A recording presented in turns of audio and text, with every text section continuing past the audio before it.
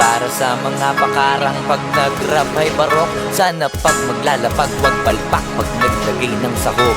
Pagkaputak ka lang din naman ang putak, mag-rap na parang manok. Asa ka pa mas papalakpak pa ako pagkapapatay ng lamok. Mahirap na panilain pag ako nagpaulan na. Dito tipo na puro na amba. Alam mo na pag ako sumampa, lalo na sa kanta, malaman na kami palaman pa. Di lang basta maganda, lagi ko binubusog ang madla. Di ako gumagawa na lampa, tsaka na malamya. Gusto ko walang iya, alam mo alam niya. Di ako pumalya, di na para magtaas pa ng ilalato. Kasi ngayon salita na ang nilalaro, para lang ipamuka sa kanila kung gano ba sila kababano.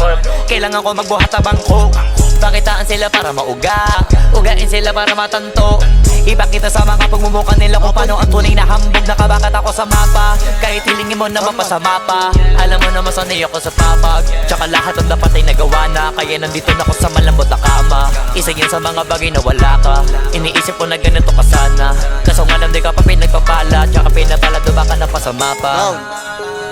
Habang ako alam mo na iba talaga pag kumarakas.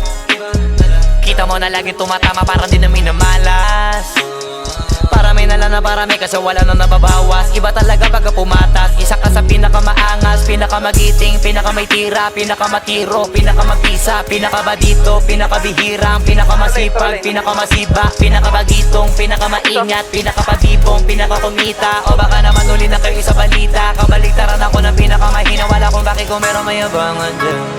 Sa totoo lang wala pa yan sa kanikingan ko. Usapang yabang nang hindi ko na para pag-isipan. Na mga sasabihin sa dami na pwede pagpilian sa akin. Napakadali na magangin pag naisip ako gawin. Kaya gawin na madalian. Alam ko na kaya di naman gawin ng karamihan. No kaya ng karaniwan, pero pag ako yung nakuha hindi pang karaniwan.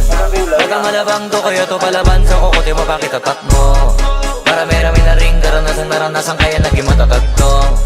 Iba-iba tayo ng sapatos. Ako nakagapos muna bago nakaraos. Yung iba kasi maayos muna bago pa nasira. Tapos ako yung nasira muna bago ko inayos.